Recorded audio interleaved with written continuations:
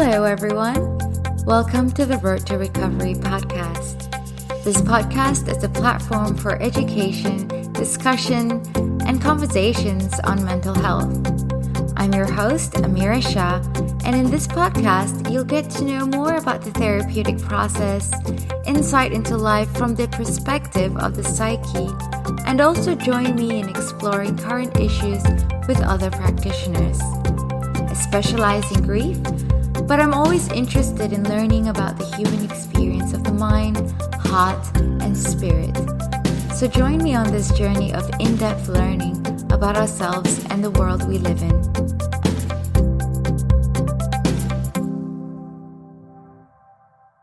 Hello everyone, welcome to Science of the Soul. Today I have with me Dr. Daryl Sparks.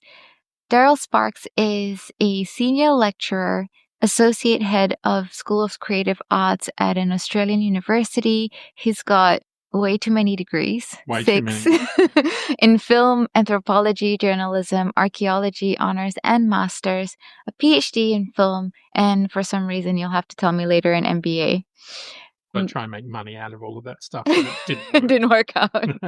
And you've also been on Channel 7 for 10 years. Yeah, I worked for Channel 7 years. You worked for Channel 7? Documentaries and kids' television shows. Oh my gosh. Yeah. Really? Yeah. Oh. Kids' TV stuff. Yeah. And you've also worked for ABC and SBS and Channel 9. Yes, and Foxtel, making documentaries for them. Okay, cool. Well, firstly, thank you very much for doing this with me. Thank you for having me on. And for me, and also for this gear that you have very kindly set up for me. The good thing about being a filmmaker is you always have lots of gear lying around. Yeah, I can't believe your gear rack. It's crazy. Yeah, so we met a few weeks ago at a mutual friend's, a book launch. Yeah. And I've just wanted to get to know you a little bit more. So you've told me that you've never experienced any major trauma in life. But before we get into that, please tell me a bit about your life and your background and the work and why you do what you do. Sure. Thanks, Amirah. So for people who don't know me, I grew up in Brisbane in a Catholic family, but a very loosely Catholic family. My grandmother was very Irish Catholic, and I had two sisters and my mum and dad. Working class family growing up in the mean streets of Coorparoo, which aren't so mean anymore. And I went to Catholic school there, and then I went to high school, private boys' school up the road. And I guess growing up, I would consider that I had a magical childhood. Like, I just always felt loved. Mm-hmm. I had a very strong connection with my grandmother, and she was very nurturing. My mother was very nurturing. My sisters, I got on very well with my siblings. My dad wasn't around so much because he was a truck driver, and so he wasn't home a lot, but I had a good relationship with him. And I look back on those days and think, I was never hit as a child. I don't remember ever being hit once. In my entire life. When you just told me earlier before we started recording, I found that hard to believe. Yeah, no, I was, and it wasn't because I was a good kid. I kind of was a good kid. I wasn't super naughty or anything, but I remember getting yelled at. I think every kid gets yelled at. But when it came to being smacked or anything like that, no, I never experienced anything like that. And then when I went to school, I had a very close friendship with pretty much all of the kids in school. I liked everybody. I got on really well with everybody. It's like I used to be really excited to go to school every day because it was so much fun with all my friends there. And even though, it was a mixed school, boys and girls, I got on well with everybody. And I had so many adventures as a kid. Just every day to me was like a new adventure, something wonderful. And, I was an altar boy for 10 years. I'm sort of lapsed Catholic now. I was an altar boy for 10 years. And no, I had no bad experiences with any of the priests. In fact, they were Augustinian priests, and they were a lovely group of men who were very nurturing to me. And I just remember them being kind all the time and just being so nice. So, I think of my primary school days up until I hit high school. I played tennis, had, tennis lessons. I played Australian rules football. like every other kid did. I was really good at school. I enjoyed, maths and science and English and all of those. I loved playing chess and games. And then when I would come home, I would have this like neighborhood of kids and we used to, back then, there weren't video games and stuff like that. So we still play out on the street. And so we had this vast network of kids, neighborhood kids, who would play with each other after school all the time. And I remember, like, when it got dark, I didn't want to go home because I was just having so much fun all the time with the neighborhood kids. So I think even in primary school, I think I had one fight in my entire life. What? Just one? One, yeah, with this kid called David Toombs. And David, if you're listening, I'm really sorry. What happened? I think it was my fault, actually. I can't remember what. But anyway, we ended up being friends again afterwards. But yeah, I think I had like one fight in school. Then when I went to high school, it was a private boys' school. It wasn't traumatic. It wasn't as much fun as primary school because there were girls. And I really liked having the company of women in my life, but there weren't any in high school. And then also in high school, my sisters got married and they sort of moved away. So I didn't have as much contact with them. But a lot of the guys that I went to primary school with went to my high school. So I had already had a group of friends, strong friends. But then what I also did, I started like, you know how people have their cliques and their groups? Well, I didn't. I sort of moved between groups. So there was like 6 different groups of boys. And I was sort of like friends with all of them. So I would move from group to group. And as a result, so then when I got into high school, later in high school, I became a prefect. I was voted as a prefect and I got voted in to be like the president of all of these different clubs. There was the cinema club, the computer club, the radio club. I was captain of the debating team, captain of the chess club. There were others that I just can't remember. So I led a very social life in high school.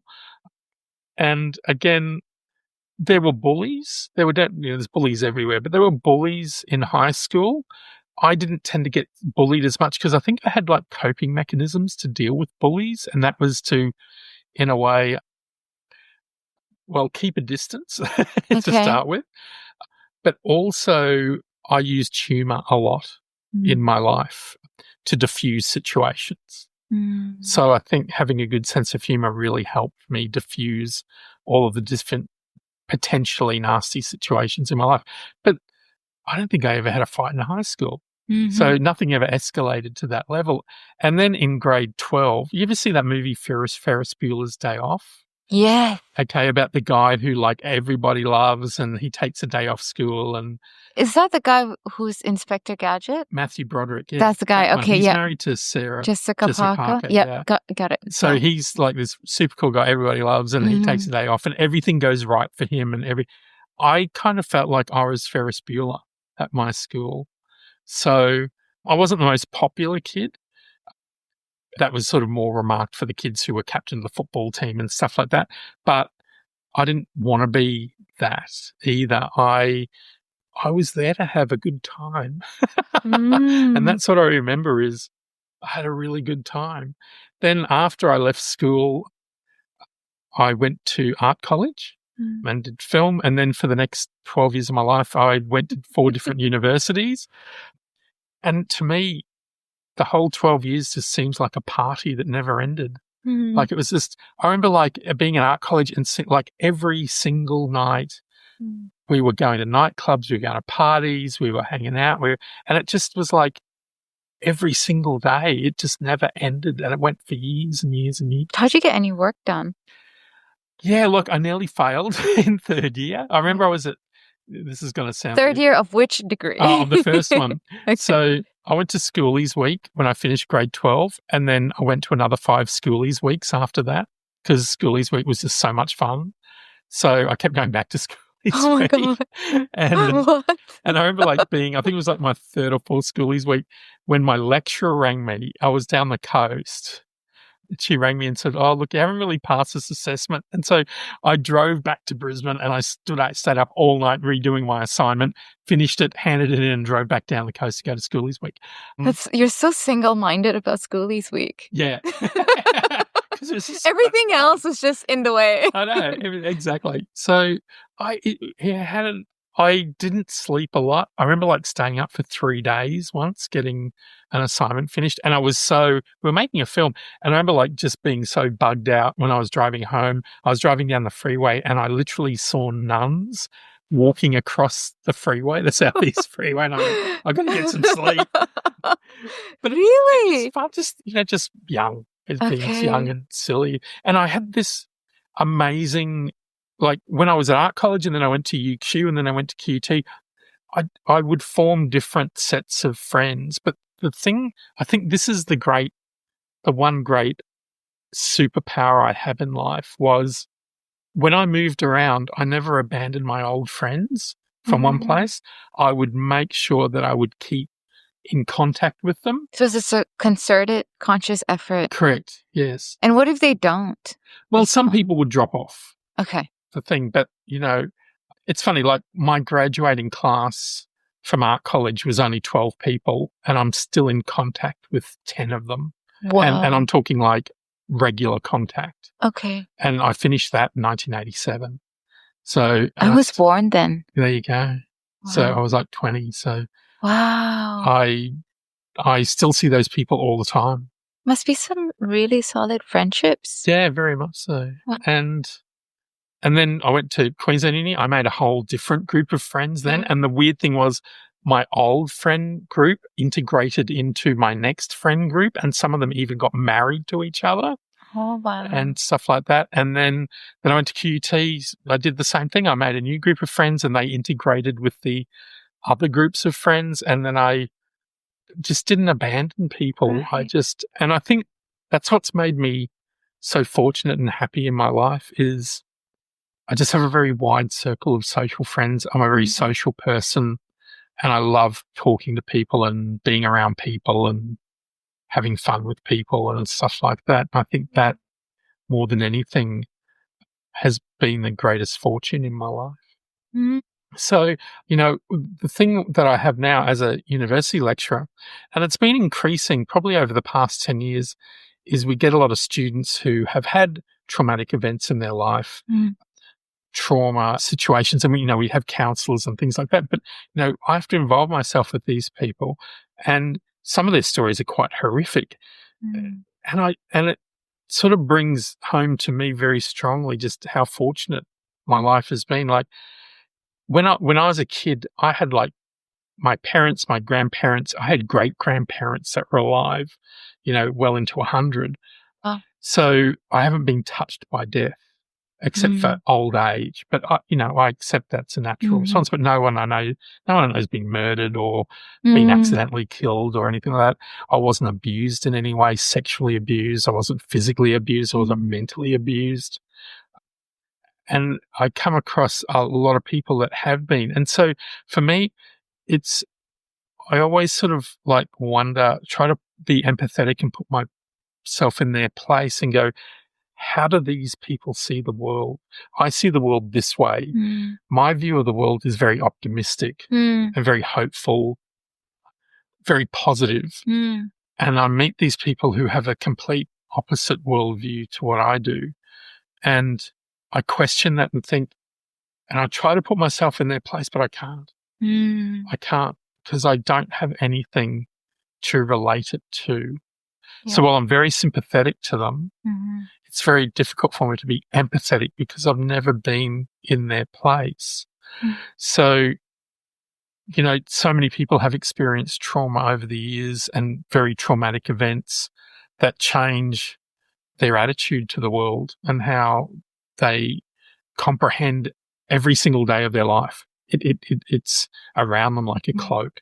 And it's also part of their lens of what they see through, right? Exactly. Yeah. And I consider myself to be extremely fortunate, having heard a lot of people's stories about these things and talked to a lot of people. And people open up to you, it seems, especially with all your documentaries and the fact that you are involved with your students. Well, yeah, I'm very inquisitive and curious as to what drives any individual to either further themselves or in reverse not further themselves. They curl up in a regress and curl up into a cocoon situation and stuff. And whereas, when I was younger, I didn't know anybody who had who had trauma, or I thought I didn't. And it's sort of funny because when I was 12, I used to sell newspapers at a pub. Okay. And I remember, I was a chirpy little book selling boy, the newspaper selling boy, and, would run around. You see that hat up there that says Telegraph? Yeah. That was my 12-year-old hat that I used to wear selling Telegraph newspapers. That's cool. And I remember going into pubs and there would be all these old men lined up at the bar just sitting there with these, what were back then 5-ounce beers. 5-ounce beers were really tiny beers. Okay. And they would just sit there. I would think nothing of it. I just go, run around and be stupid and sell newspapers. And it was only many years later that I realized all those guys were World War I and World War II veterans who were all experienced shell shock and the trauma of war. Yeah. And they would sit at the bar all day. They would order these small beers because they wouldn't drink them. They wouldn't talk to each other. And they would just sit there because they were just so, and it took me, it was only when I was in my 30s, I think, that I realized that was what was going on. What was going on? They just post-traumatic stress disorder. So they just sat there together in silence, looking at a small drink. Correct. Day after day after day after day. And that was a common thing? Because when these guys came back from World War I and World War II, there was no counselling, there was no services for these veterans. You just had to pick up your life and get on with it. And I was very lucky in a way because every generation for the past 5 generations of males in my family had been in the army except for me. But my dad was in Vietnam, but he never actually went to Vietnam because he broke his leg. My grandfather was supposed to go to New Guinea, but he got sick, and pretty much his whole regiment, or group, I'm not sure what they call them, group of soldiers nearly got wiped out, or killed in New Guinea. So he didn't because he got sick. And then my great grandfather, he was in the Royal Artillery in World War I, so he was, just throwing bombs at people, but not actually in the fighting. So they were never experienced massive trauma either in their lives. So that's what I often think is trauma. While it's an experience thing, can it also be passed down from generation to generation? If your parents or grandparents have experienced trauma, do they take it out on their kids? And then you experience their trauma secondhand. So I never even had that to deal with. I didn't even have that sort of trauma to deal with. So to me, now that I've got to this stage in my life, and, knock on wood, nothing bad ever happens.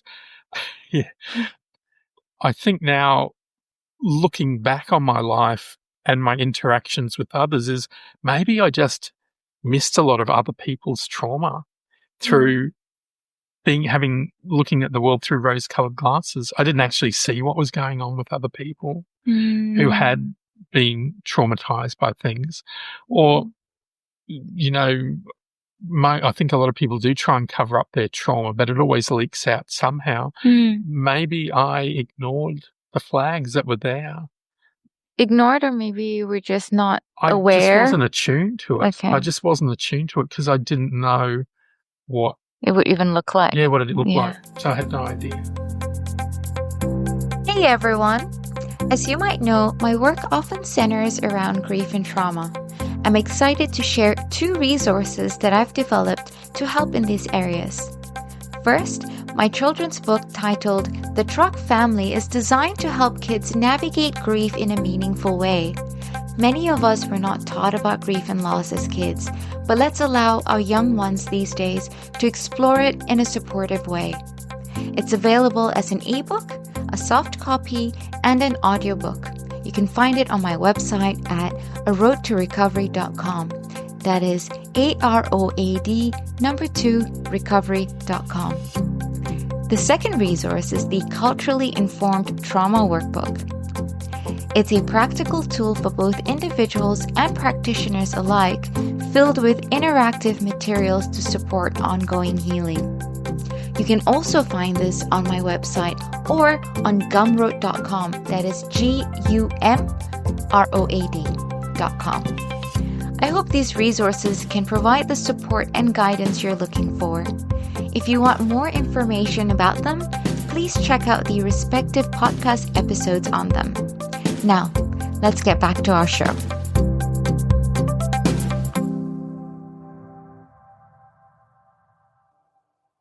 I feel now in this sort of world that we live in that a lot of people experience trauma in some way or another.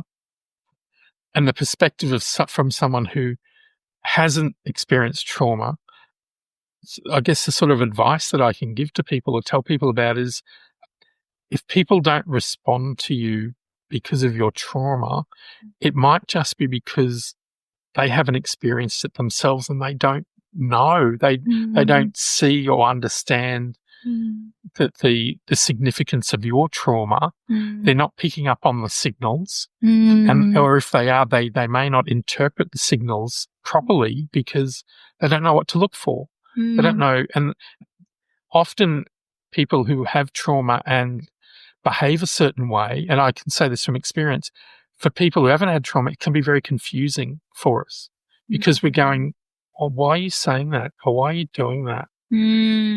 We don't have a point of reference to go back to. So we just think you're acting a bit strange or you're saying strange things, but we don't know. And it confuses us because we don't know where it comes from. So if you were to think about some of the protective factors that have built your resilience in life from formative years, one thing you mentioned was community, socialization, being involved, and then making that a concerted effort of keeping in touch with people. Do you have anything else that you think might have contributed to just a blissful life? Yes. No, in a way, all of this was planned.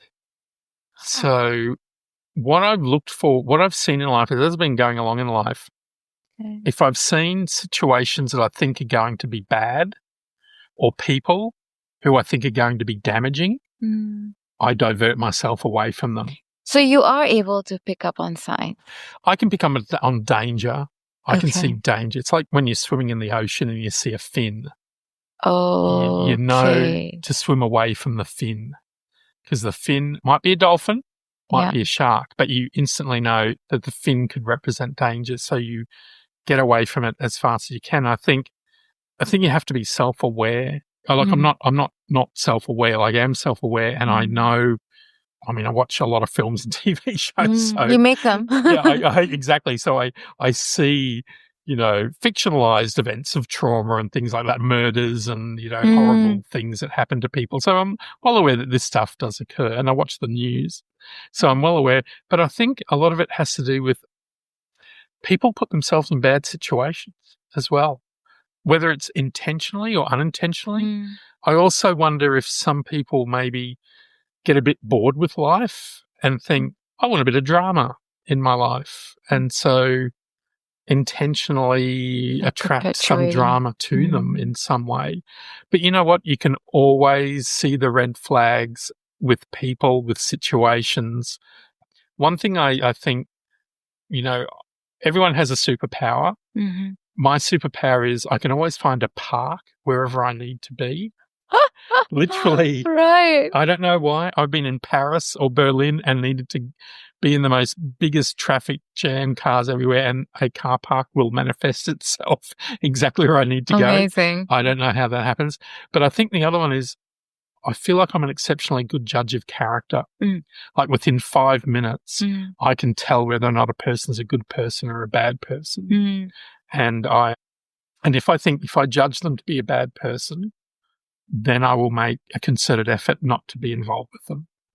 Do you think that's because of the fact that you have been highly socialized? Yes, I suspect It's so. experience. It's experience. Just a lot of experience from very young.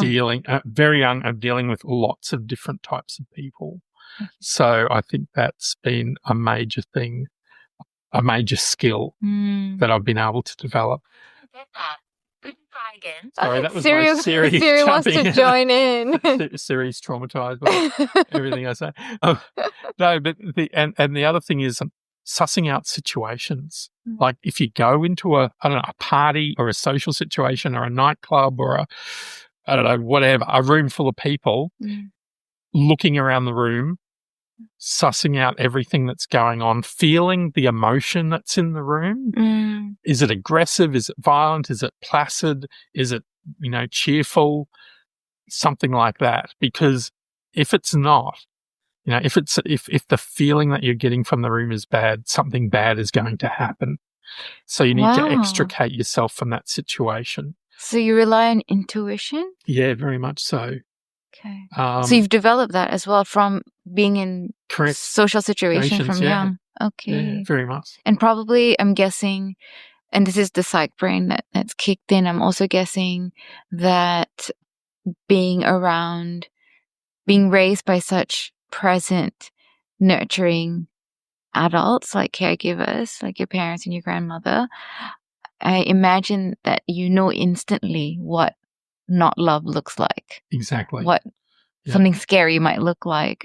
And then you just would avoid it. Correct. So secure attachment style? Yeah, it's sort of like I can suss out. I've never been good at reading romantic situations, though. Okay. Like, I'm oblivious to that. So I'm surprised I ever had a girlfriend in my entire life because I was always like, what, she likes me? What?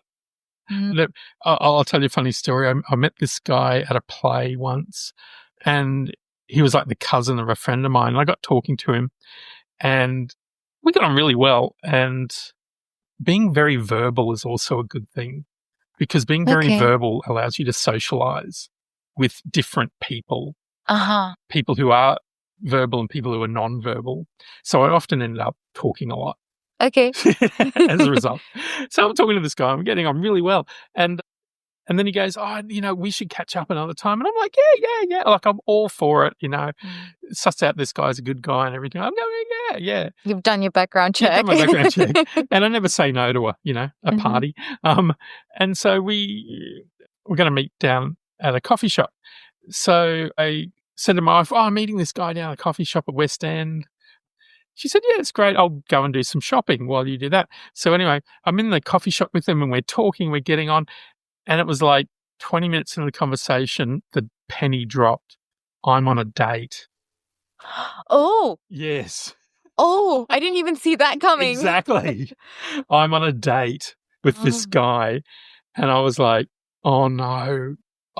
Like, not, and I'm not homophobic in any way. I thought, what my greatest fear is, how do I extricate myself out of the situation without hurting his feelings? That was, to me, the paramount thing.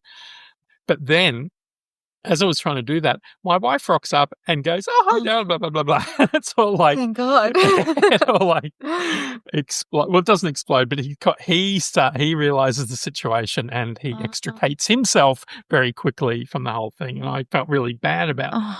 Did you end up talking again? No.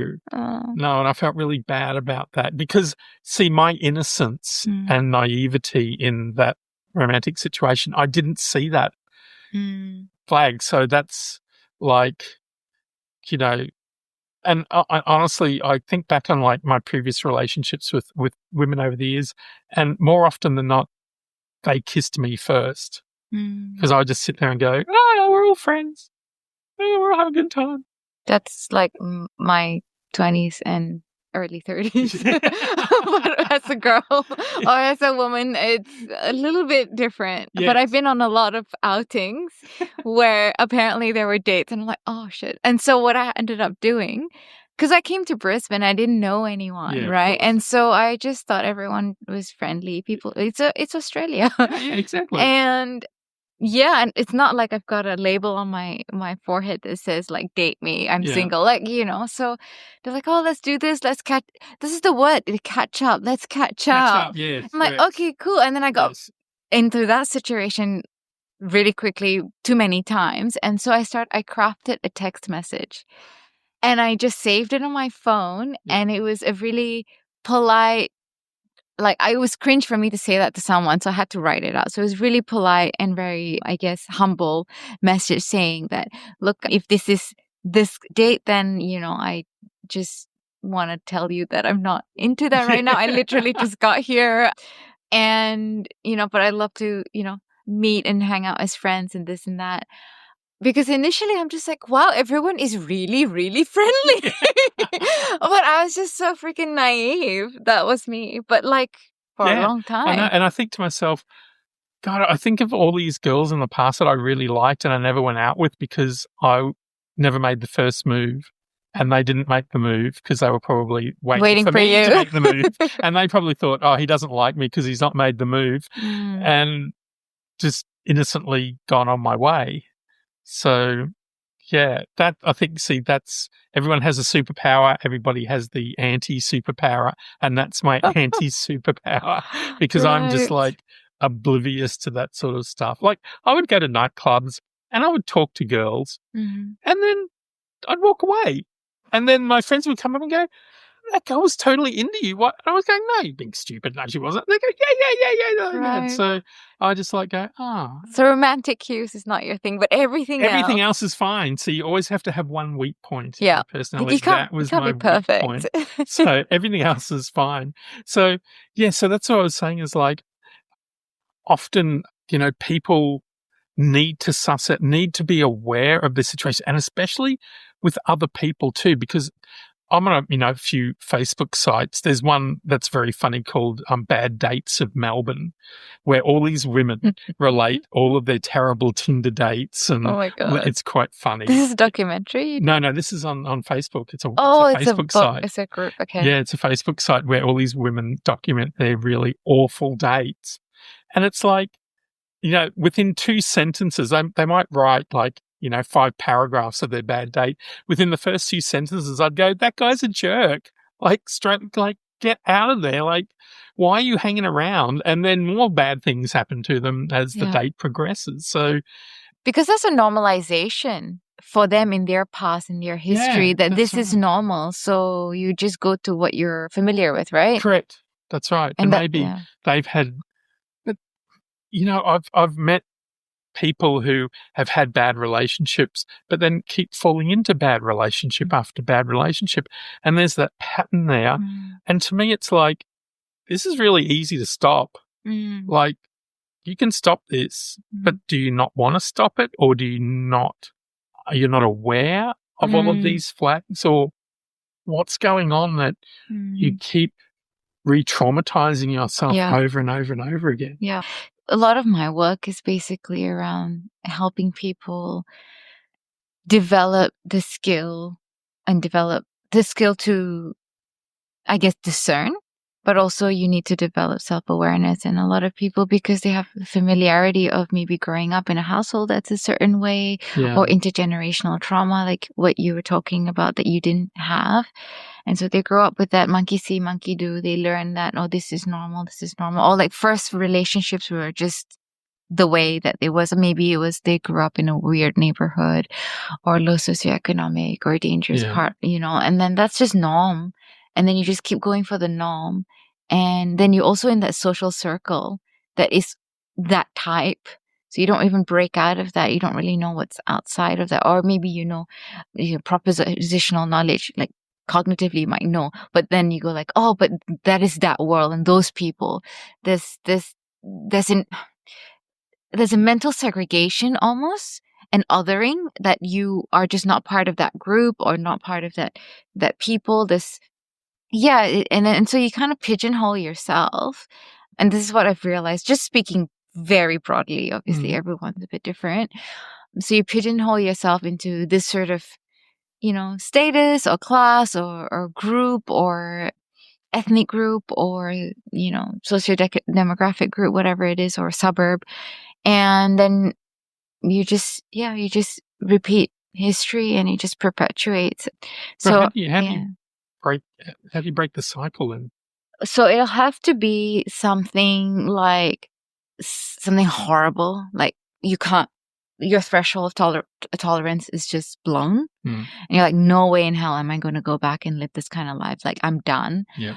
Or you're tired. So yeah, it could be like you're tired of the cycle. It could be that you could see your children or people you love becoming really affected by it. So there's usually a pain point, right? Like, it gets too painful. And then there's a need and a desire to make a change. And that's when therapy is helpful. Mm. Therapy is not helpful if the person doesn't want to change or make any changes, which is why all these mandatory counseling for, addictions and things like that, or, DV things, they just don't really have a great success rate, because the success rate is purely dependent on the person's volition and desire to change. So if there is desire to change, then there is therapy is possible. And also, a lot of people suffer from mental illness as well, like the invisible that you can't see. Mm. You might, and then if they're not on medication, they might even attempt therapy, but they're just not a candidate for therapy, because maybe their life is just too chaotic. Their mind is too chaotic. Life is just too hard, basically, for them to be able to focus and be aware and pay attention and make changes. So perhaps they might need a bit of time, or maybe just to go on I'm not a proponent for pharmaceuticals at all. Generally, but I do see their role. Like, if you're very unstable and you're really struggling with depression, or, very high anxiety, or, OCD, whatever it is, if the meds can take it down a notch so that you can actually function and operate, and then do therapy so that you can actually make changes in your life. And then obviously, once you've done the work, because you have to do the work, it's not like magic, right? So once you've done the work, then you can taper off your meds in an ideal world, obviously. And then if you've got a chemical imbalance in your brain, though, it's going to be hard to. Yeah, then you just keep on your meds, but at least your life has changed. You've done something, because you can function, right? So I have met quite a few people who've just said, like, no, this trauma ends here. I'm not passing this shit on to my kids and their grandkids. Like, no, I'm not doing it anymore. So they do it for their future generation. Yeah, right. And so they start to shift, and everything shifts because, dynamics, right? Yeah, it's, I mean, it must be difficult for people with mental illness to be able to do and be aware and change all the things we've been talking about, because it's not environmental, it's biological that's doing that. Funny, when I was 12 years old and I was an altar boy, we were doing Stations of the Cross, which is a ritual that happens at Easter time, where we go around to all the passion things that happened to Jesus, where he fell over while carrying the cross and all this other stuff. And at the end, it was about 10 o'clock at night, and these 5 or 6 young kids came up and started talking to the priest. And then he came to me and he said, "Oh, do you mind closing up the church? I've got to deal with these kids." They were about 17, 18, something like that. And then he said, "And I want you to come over to the presbytery when you're done." I went, "Sure." The presbytery's the house where the priests live. So I closed up the church and I went to the presbytery, and in the main room there was like these 3 or 4 teenagers who all looked very dirty and scraggly. I was 12 and they were about 18. And Father came up to me, the priest came up to me and said, "Look, there's a boy upstairs in a room. I need you to keep an eye on him. He's not doing anything weird. While I have to go and contact another priest." So I was taken up to the room, and in this room, this young boy, he was shirtless in a pair of jeans, about 18 years old. And you were 12? And I was 12. And Father went away and left me in the room. Okay. This kid started growling and snarling and being all kind of weird. And then about 20 minutes later, Father came back with an old priest who had this book called, I actually have a copy of it, Exorcismus, the Book of Major Exorcism. Holy Mother of God. And they started conducting an exorcism. You were 12? I was 12. And I had to hold the book and the holy water and all this stuff. Did you was going on. know that they were going to do it? I was oblivious. And that's why this wasn't a traumatic event for me, because I'd never seen The Exorcist. I was 12, so I didn't know that. All I thought was, kids acting weird, Father's looking after it.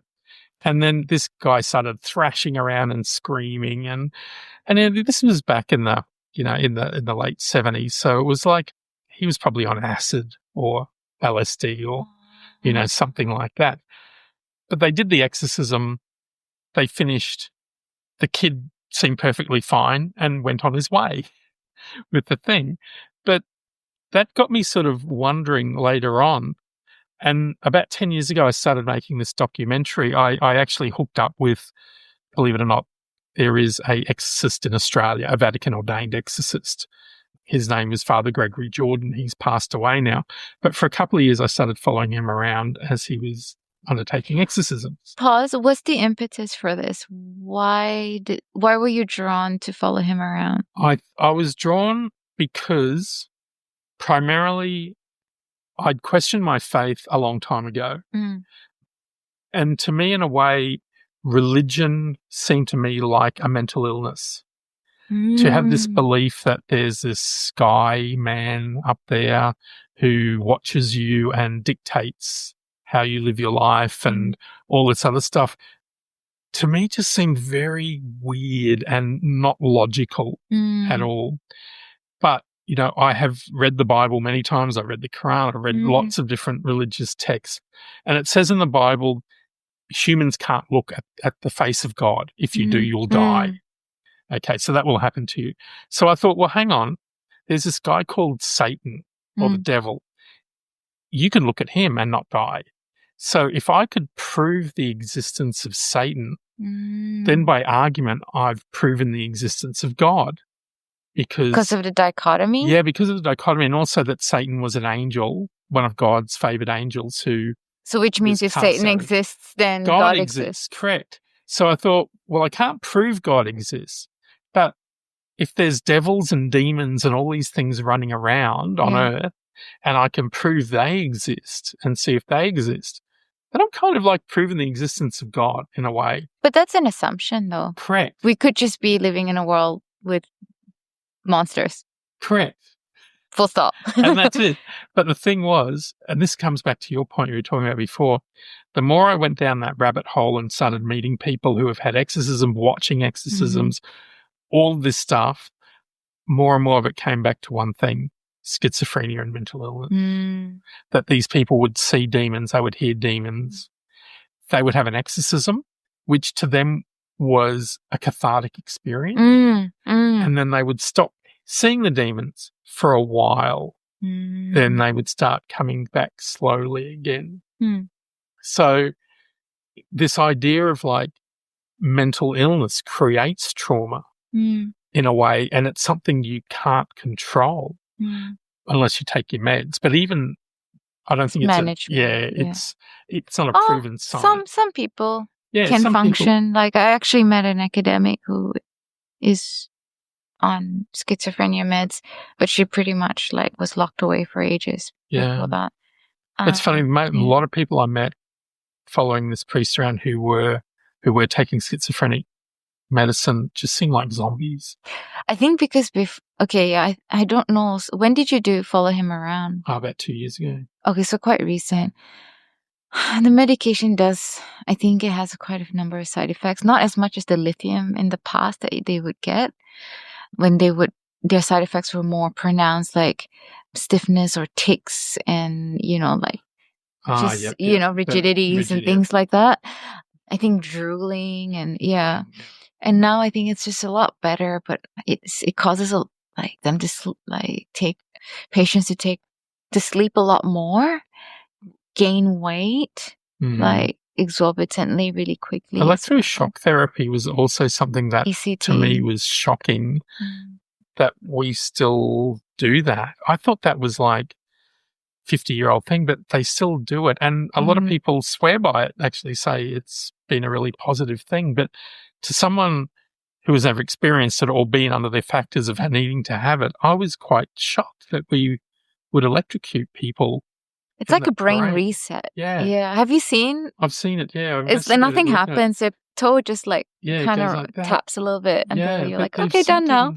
Electrical shocks through your brain, and I'm just like, it's like medieval sort of stuff. I don't know. It sort of But, a lot of people swear by it. So, thinking back on all of this, to me, trauma then either presents itself as something that's environmental that you experience from outside sources, or it's something internalized that just appears. You start seeing demons because you're schizophrenic, and that can be very traumatic. And so to me, that was like, well, apart from taking medication, how do you deal with that? Yeah. And I mean, re-traumatizing themselves over and over again. And people around them as well, which is, it's hard. I think schizophrenia is just probably, in terms of mental illness, and just in my opinion, I think it's one of the most heartbreaking ones. Schizophrenia, and I say dementia, are the types of dementia. I think those two are they're just so heartbreaking. And I grew up in a family with schizophrenia. So my grandmother was living with us for, I don't know, until she passed away. And she was pretty harmless, actually. She just used to talk out loud and scream and yell sometimes. And then she had a couple of strokes, and then dementia and schizophrenia. She pretty much regressed and thought she was a child and wanted to go back to her village and kept calling her father and that sort of thing. But before she had her strokes and her dementia, she was just really untroublesome. She would just do her own thing. She likes to collect shiny things like wrappers, and she calls them her khazana, her treasure. She's like a little magpie. A little bit, yeah. She was like a little magpie. She'll have this like plastic bag attached to her hip pretty much with all her like treasures, and you cannot touch it. And you absolutely will have to put up the biggest fight ever if you want her to shower. And she goes missing from time to time. So you'll have to call everyone to go. And you might find her walking on a ledge, because we don't know how she gets there. And we're like, oh my God, come back here this way. And like try and urge her to come back. Kind of like a kid. So she was like a child. Does that concern you though? Because Alzheimer's and dementia can be hereditary. Yeah, but I mean, we do a lot of things now that look after our brains. And she's been schizophrenic from 35 years old. Well, schizophrenia is also can be hereditary. Yeah. So I think that's a nature and nurture element. So you can carry the gene for it, but then you would probably, most people have it like switches on when there's traumatic event in life. So it kind of activates it. And then like, God help us. So it is. And a lot of it can be drug-induced psychosis, right? That's quite a big thing. Yeah, I went to like university with quite a few people that smoked a lot of marijuana and got tipped over. Yeah. So I think it's a nature nurture. It's no formula. It's also a bit luck, right? Yeah. I've always been scared of drugs because I did try some drugs when I was younger, and I just had a very bad reaction to them. When you say drugs, I mean cocaine and that, and acid, and I just even acid. Yeah, I had really bad reaction. I thought vampires were trying to get me. So you had a bad trip.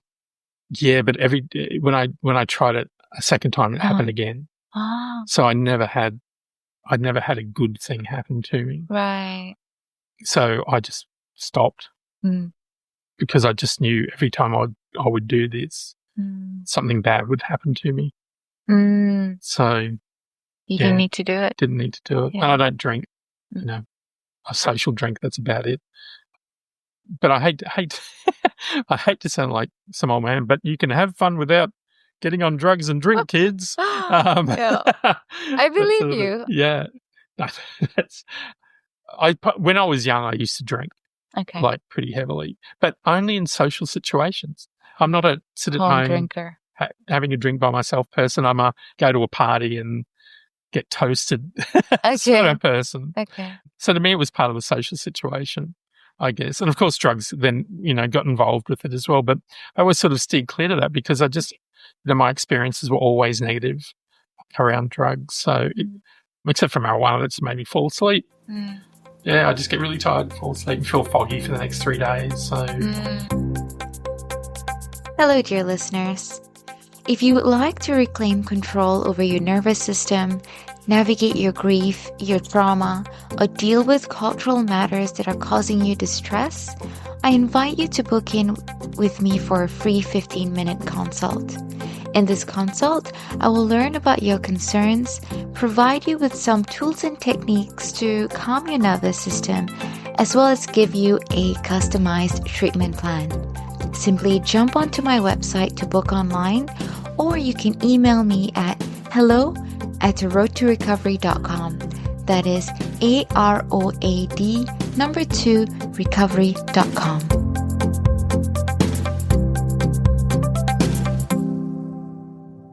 The other thing I wanted to point out too was giving yourself a purpose in life. Right. I think a lot of people, I've always had multiple projects on the go at once, things I have to do, it's constantly engaged projects, self-fulfillment, that sort of stuff going on. So all your the time. projects, so I'm thinking about projects that we have to do and that we get roped into doing. Oh, I just saw Stewie behind you from Family Guy.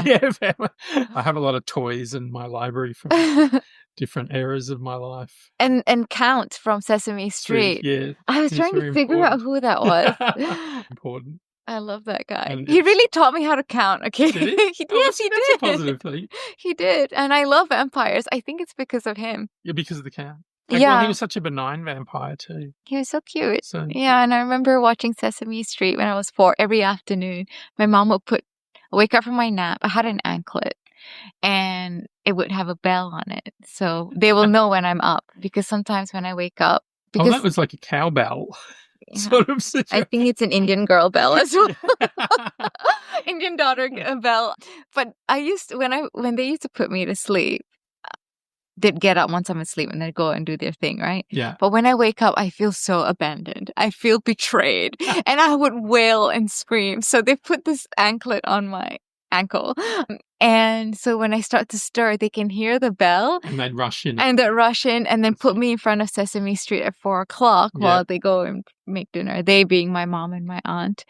So don't know why I was talking about that. All right, because of the toys behind you. Because of vampires. That's right. Well, see, a lot of things traumatize young kids, but only because adults make them out to be traumatic in a way. So, like, I remember, like, when I was a kid, video games. We all played video games, but I remember, like, other people's parents. My parents didn't give a shit, but other people's parents were all like, "Oh, it'll rot your brain and you'll turn into zombies." And so it's like inherited interpretation. Yeah. Okay. Yeah, very much so. So, to me, it was just, we're just playing video games. Like, I'm not going to go out and become Charles Manson because I'm playing a shooting video game. Yeah. But, I remember, like, the mass panic of those eras, when things like that happen about video game or rock music video clips on MTV. And people would go, "Oh, it's turning kids into pedophiles and psychopaths and various other things." And really? Like, yeah. And we were all like, "No, we're just watching video clips." And for kids, it was like, from a kid's point of view, you see things like, you watch a movie with vampires or murderers or something. We know it's fake. Yeah. We know it's just people acting that way. We're not sitting there going, yeah, it's going to make us into killers. We want to kill now. I'm going to try and kill my parents tomorrow. Exactly. Let's set up Home Alone. Stab my sister now. We don't give kids enough credit. That they actually are able to work this stuff out. Yeah. So, parents, don't think that everything's traumatizing your kids, because it's definitely not. It's funny. I think of, like, they go on and on about internet bullying now. Well, I went to a boys' school where you got bullied. I know a lot of kids who would have prayed to be internet bullied compared to, some of the horrible things that happened to them.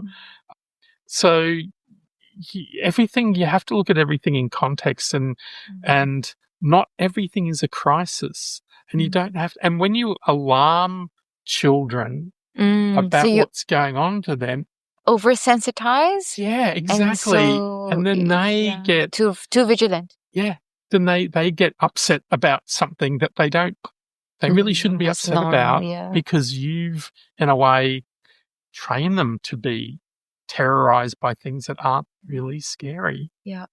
And I think before I diverted to Stewie, sorry about that, everyone. I just couldn't help it. It's like There's weird a lot Tourette's. of weird things in this library. I tell you, a lot of weird toys. I could spend hours just sitting here. I hope it'll be okay if I can take a photo of your setup here so people understand what I'm going through. Trying not to get distracted in this awesome environment. It is a menagerie of treasures. It really is. It really is. My grandmother would love your library. She would. It was. My wife finds it extremely frustrating. Oh, why? She's not a hoarder. She's not a collector, and I'm the complete opposite. So we were in Europe for 5 months in 2017, and I went to every antiques fair and market every day. I sent 14 boxes of stuff back to Australia. Just stuff. Yeah, it's not all here. Usually upstairs. It's just, and she just. If I buy things, I have to hide them. Oh, no. Because, You're one of those. I have to hide stuff because I don't know, she'll get pissed off with me that I've gone and bought something that's, remarkable. So it's that's just the way it is. Who was that woman who used to throw things at Maria Kondo or whatever, if you don't love it, throw it out, that sort of thing, like live a sparse life, whereas I like to surround myself by the things I love. So it's a different situation. And the people I love too. Absolutely right. So it works that way. I wanted to go back to a point that I keep diverting from because of your toys. Yeah, in terms of, I guess, the messaging of receiving or interpreting a traumatic event, there's so much around it because I did a bit of research and a talk or a presentation on corporal punishment once. And, I was really curious because Australia is like, you can't beat your kids. And, I'm not a proponent for that at all. Yeah. But, I come from a culture and a country where it's normal. Yeah. And many of the people I grew up with have been slapped, beaten with a shoe belt. Insert object here, but probably have done something to so-called deserve it. And it was a norm. And, they seem to be quite adjusted adults as well. They're not extremely traumatized. And, I don't think I was beaten very much as a child. Nothing comes to mind. I was also a very good kid. And then my other sisters were born and they were compared to me. They were normal kids. Oh, yeah. And so they were seen. Girl? Yeah. So they were seen as like deviating from the norm. norm. A lot of pressure on the oldest child to be responsible and be the role model for the young kids. But I was already a really good kid. Like I was an introvert. I loved books. I was a bookworm. I had friends. I was fine socially, but I was shy. And I just liked to read. Like, that was it. I didn't really, and, I was kind of shaped by my parents, like this princess thing, that sort of image or archetype rather. And, just cannot get hurt, don't play sports, don't go into the sun. So I can't do so many things. But I also like to read. So I just keep to myself and I follow the rules. Like, it's just really simple life. And then my sisters came along. They're like wild compared to me, but they're just normal. Well, I was the youngest. And you had sisters. And you see, the thing was, my parents were exhausted of having to deal with my older sisters because, trying to keep them in line. But by the time they got to me, they just didn't give a shit anymore. Right. I was like, do what you want. Yeah. We're too tired to have to deal with any more crap from you kids anymore. So the youngest kids always get off the easiest. Yeah, my sister. But, there was so much pressure on my older sister. She got married when she was 18. What? Yeah. Wow. Is that normal back then? Not really. There was, back in the 70s, not overly. And I think, like, her husband was the first boyfriend, stuff like that. Okay. So there was still a lot of that family pressure. But by the time they got to me, because I was only very young, by the time they got to me years later, no one cared. It was the opposite for my family, actually. My sister got beaten a lot, the middle one, because she was just normal. But compared to me, like, she was just, deviant. But she was just a normal kid. Really, honestly, she was just a kid. Yeah. So she got beaten a lot. And what's she like now? I think it had an impact on her, honestly, because I remember seeing this happen. I was 12, so she would have been 9. And I think mom walked past. We were on the floor sitting, playing. Mom walked past and she flinched. Okay. She's been overbeaten. Yeah, yeah. And Is then she very timid now and very... No, she's fine now, but she does struggle with other things. And I think a lot of it had to do with... So I'll get to my point. We'll answer your question. So I did some research in this area, and I'm like, corporal punishment, what is this about? And turns out that if the receiver of the beating, the child, it's up to their interpretation. If they interpret it as like, I did something wrong, I freaking deserved it, and that's it, full stop, end of story, they got their punishment. If the beating outweighs the crime, if the sentence outweighs the crime, it becomes traumatic. And I think that's what happened to my sister. My parents couldn't, probably my mom more than anything, she couldn't control her anger. She was just livid. And she would beat her like quite badly. This is mom in the past. Mom later on was like her best friend, pretty much. And then the youngest one, nobody cared anymore. So she was just like, she was just like a little tyrant. She got her way. But so that was one thing. And the other thing was the child interpreting that this is not right. So if the messaging that the child got from elsewhere that was strong enough, saying, for example, if you're beaten, this is abuse, full stop. And then they get hit, and then their interpretation, whether or not it's, a big beating or, how heavy-handed it was, regardless, is the child interpretation. But if you beat a child and the child's confused, shocked, too much, and just doesn't know what they've done wrong. Like if you like trying to train an animal, like last week she spilled milk, and then this week you beat her to a pulp because you just kept it in, and then she looked at you in a weird way. And then you beat her from all the all the weeks, wondering why. And she doesn't understand. So that causes a traumatic response. So that's what I learned, which I thought was really interesting. I'm like, oh, this makes sense then. It's actually down to interpretation and also magnitude. And how it kind of seeps in through is, okay, first you have that sort of stuff happening when you're growing up. Maybe nothing traumatic happened to you, but your parents have PTSD or, are anxious or hypervigilant or whatever like that. And so you learn their behavior. And so you emulate that. So it's a learned thing. So let me throw this at you then. The two things we haven't discussed, which I always wonder about how people respond to situations, is reasoning and stoicism. Nowadays, I find young people, and this could just be old man talking, to have very little stoicism. They can't endure very much. Whenever an obstacle comes in their way, whenever things don't go to plan, they don't have a plan B or C or D. They just fall apart. They don't have any stoicism about it. They're not stoic, and and then on the other side is like when something bad does happen to them, they don't try and reason it out either. They just let the emotions flow over them. They react emotionally to these sorts of things rather than thinking, well, why is this happening? What can I do to change it? Can I be a little bit, and I hate that word snowflake. I hate that word when people, especially people use it against kids and stuff like that. They're not being snowflakes. They're just reacting in a different way. But they don't seem to resist or feel like they want to deal with what happened to them at the time.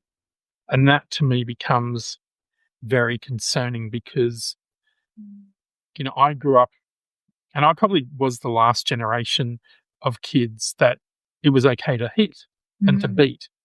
after my generation, I'm Generation X. After my generation, I think in the 90s, you couldn't hit kids anymore, and that all got banned and outlawed and everything. Right, for us kids in the 80s, it was like that, and it getting hit like you were talking about, like overbeaten. I saw that ruin some kids' lives completely. Really? Absolutely, just terrible things. The stories I could tell you about kids I went to school with and what their parents did to them. But then you said you didn't know about. They would tell me stories, but it didn't happen to me. You're talking about So I was just experiential listening knowledge. to their stories, and like I thought, wow, that's bad, but it never happened to me. And so, while I was sympathetic, I wasn't empathetic because I didn't quite understand what was going on. So yeah, sorry, go back. So now generation. with this idea of like little things seem to trigger kids into. I'll give you an example. While I was at university, I was teaching this class, and these two kids were working on a camera, and one kid yelled at the other guy because he had a camera lens and it looked like he was going to drop it. And one guy just yelled at him, "Don't do it that way. You're doing it the wrong way." And this kid just looked at him, put the lens down, and ran off. And I went and found him. He was sitting in a dark classroom in the corner in a fetal position, rocking back and forth. Oh my gosh. Yeah. And I was like, dude, like, what's going on? I don't understand. Oh. And I said, well, we'll take you down to the counsellor and stuff like that. But it was all like, I've been yelled at on film sets pretty much every day of my life. Like, it's just something, it's not personal. It's not, and this is what I mean about endurance is like, okay, if the guy had punched him in the face, I'd go, hey, that's completely wrong and traumatizing and terrible, things like that. But just sort of being yelled at.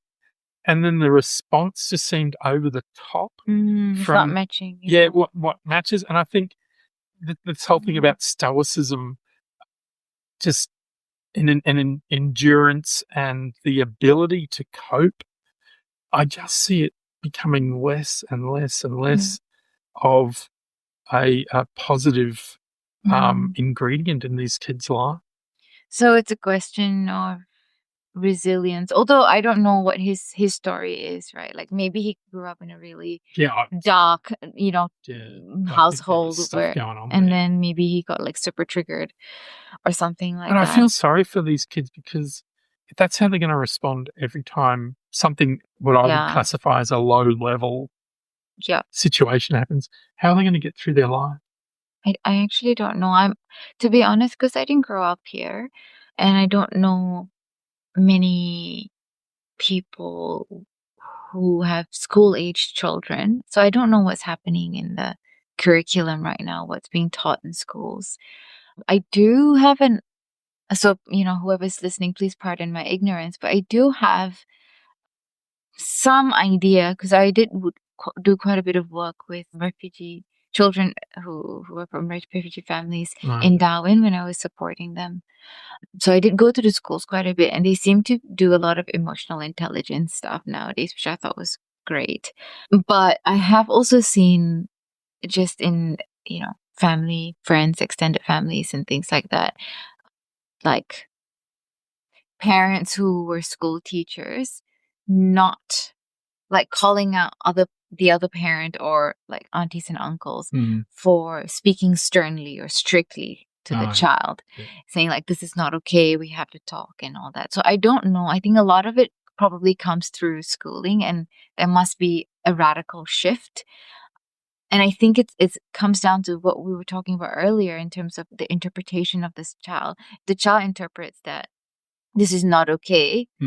And, and that keeps being encouraged, implicitly, like talk about your feelings, show your feelings. Like I'm all for emotions, like I'm a psychotherapist, but there is, at some point, we need to educate children the difference between reacting and responding. Like have your feelings and all that.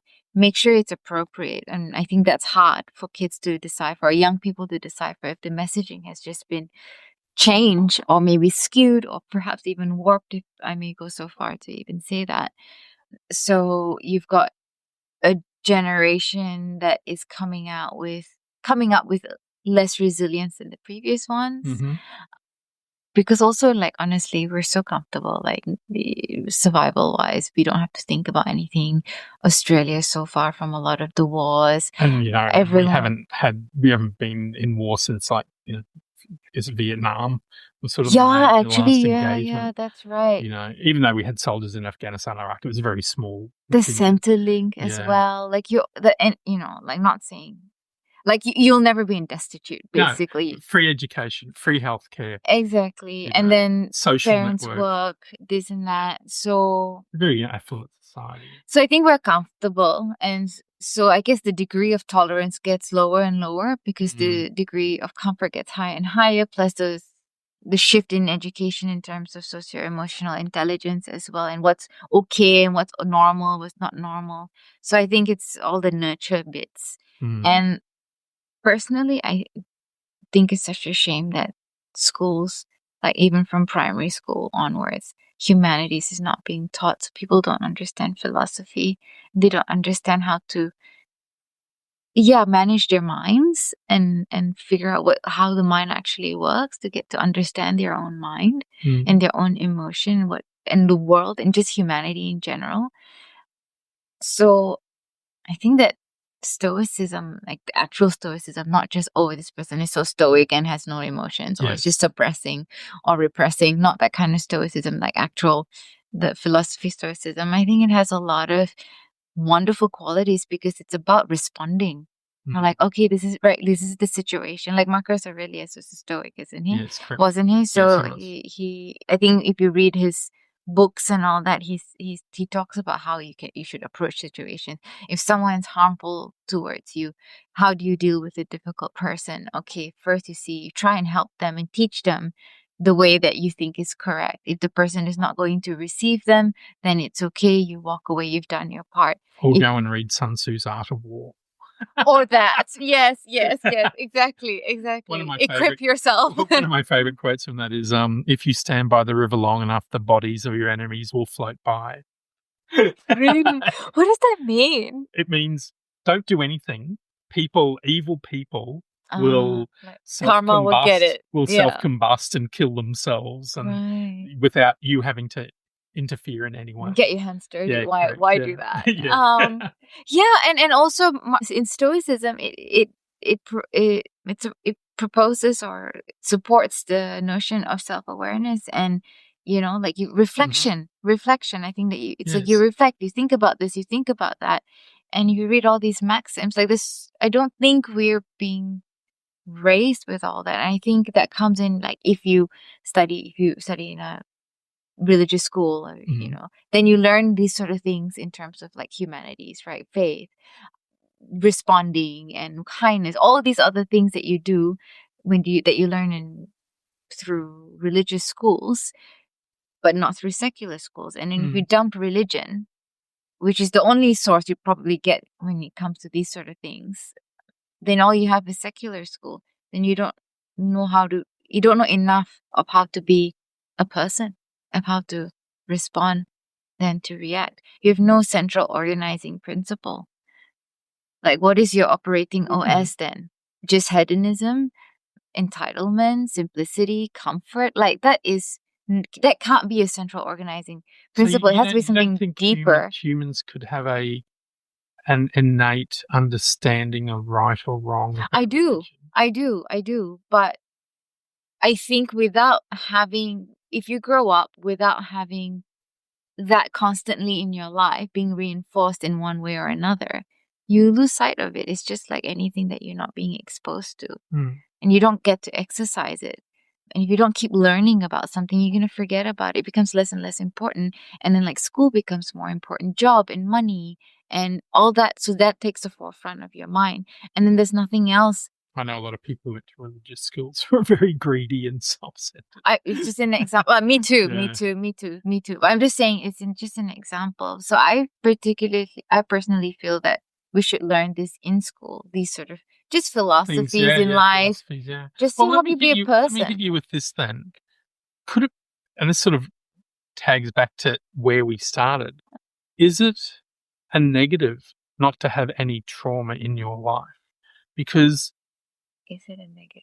Yeah, Okay. because if you don't have any trauma in your life or any negative things, major negative things happening in your life, is it a disincentive to have coping mechanisms, to create the ability to deal with obstacles and things that come in front of you? Because, you know, if I'd had my childhood and then I got to the age of 30 and then something really bad happened to me, I don't know, like I was stabbed or my mother was murdered or something like that, something really extreme, Okay.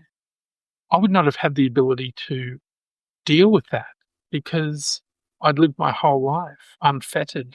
Yeah, with trauma. but you have a large circle of connections. Yeah. And the first antidote to PTSD is connection and relationality and relationships. It is the safety net. So, I mean, shit happens to most people most of the time. Yeah. And I think it's about being able to bounce back, but you're not supposed to do it on your own. We live in a But you're collective. alone by yourself most of the time. And so in those times when you are, that's when you reflect on things and internalize them and think about, you know, this traumatic event's happened to me. How do I rationalize this? Because it's never happened to me before. And maybe that's when you need therapy. Probably. But then also when you have people around you, like for example, like mentors, aunties, uncles, if people know what you've been through, what their role is to make you feel less and less isolated. And I guess the deeper things, like the questions, probably is for a professional. Or back in the day would have been for like the sage or the priest. or the priest or whatever, the half psychotic person who lives outside of town. The shaman, there you go. Shaman, yes. Yeah, but like for some reason can do magical things, so I think this everyone has a role. But Well, maybe a little bit of oh no, this is going to sound ridiculous. Maybe a little bit of trauma is a good thing because it helps you develop coping mechanisms as you get older. yeah, I personally don't think I wouldn't even say traumatic events. The traumatic event has a definition of its own, right? But I would just say like just adverse events that happen to you, to us, to people in life. I think it's personally, it's probably necessary for resilience and also not to be so naive. I know I learned a lot from adverse experiences, which I wouldn't call as traumatic, but a few of those happening, I'm like, all right, okay, I'm probably too stupid. Like, I'm not picking up on like what the world actually is like. Yeah. I need to change my like lens, kind of like, grow up a little bit. I'm too immature, but I think when these sort of things happen, there's always a lesson. And I know there's quite a number of philosophers. I can't remember the names right now, but maybe you can help me out. When they're just like, everything that happens to you, there's always a lesson. It's whether you can see it or not. I don't know who. A few people said that. Yeah, I was going to say it sounds like Hegelian sort of philosophy, but maybe. Yeah, I'm not quite sure. Hegel, like Hegel. Yeah. Yeah, okay, maybe. Sort of thing. But it's funny because I've always had two sayings in my life that I always say over and over again. The first is, I don't have any problems. Other people create my problems for me. And that is, if I didn't have anyone around me, no one in my life whatsoever, I would have an extremely cruisy life and nothing would go wrong and everything would be brilliant and everything like that. And it's just because I let people in, they get upset or they have issues or they have things going on that I have to deal with in their situations.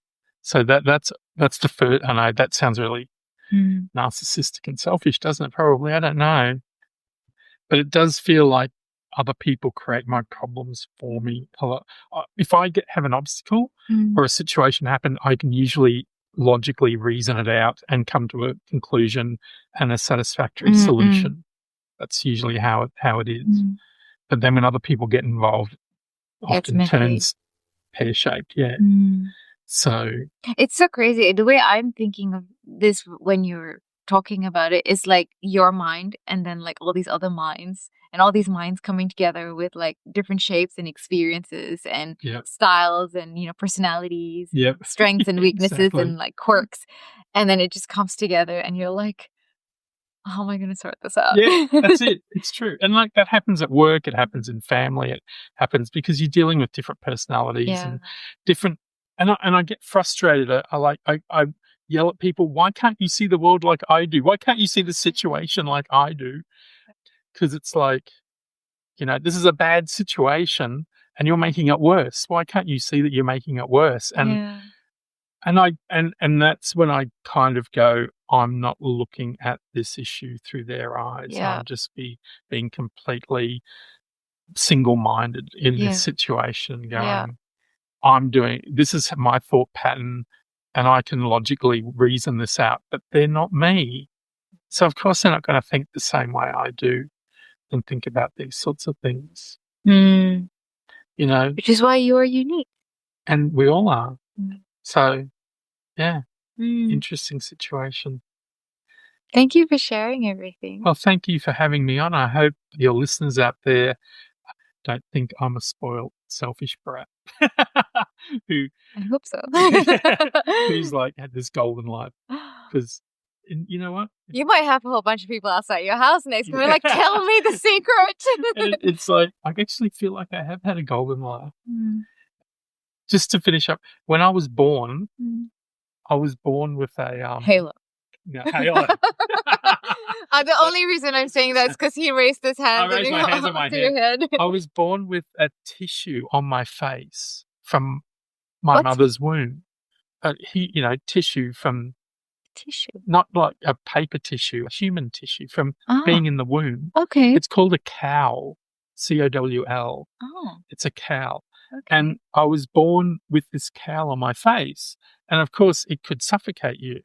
But my grandmother, who was Irish and very superstitious, said to me, in Ireland, it's an extremely good sign that you will have a lucky life because you've come into the world seeing no bad, seeing no evil, seeing nothing negative.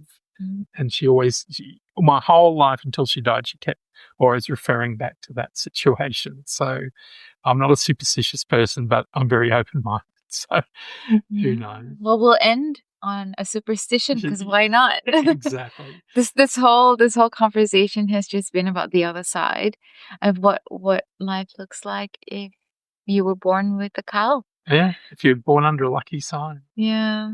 When were you born? In 1965. When's your birthday?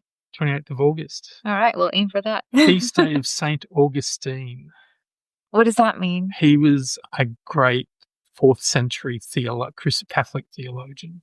Oh, yeah, I know. But what does that mean? Oh. Like the date? The date. Yeah. Well, he was a saint, and I was born on his saint day. What is a saint day?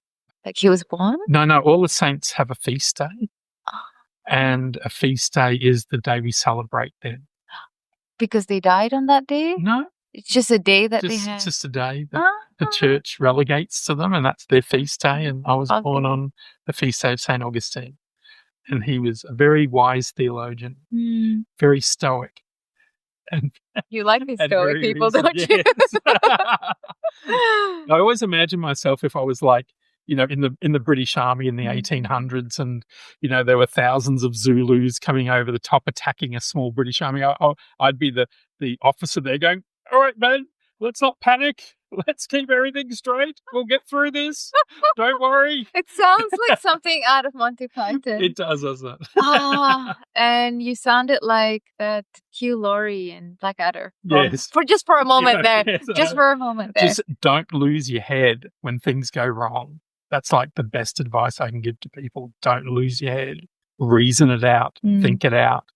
Don't act emotionally. Just keep stoic. Keep the reason there, and you'll be fine. Yeah. And there's so many ways actually that we can, if we're prone to be a bit more sensitive or emotionally dysregulated, there's so many things that you can do to just regulate. And you know what? Our brain is so plastic that the more we do these things to be able to regulate ourselves, after some time, we don't actually have to try the concerted effort is not even there because you've created new neural pathways. It just becomes automatic. So that's my takeaway. As Monkey would say, through our thoughts we create the world. What monkey? Sun Wukong? Monkey magic. The old movie? Yeah, the old TV show. Yeah. Oh, it's a TV show. It's not a movie. That's a TV show. Through our thoughts we make the world. There we go. Okay, we'll end there. Through our thoughts, Thank you very we'll much, Amirah. That was end the world? We create. We create the world. Yes. Thank you. That's right. Thank you. Bye-bye. Bye.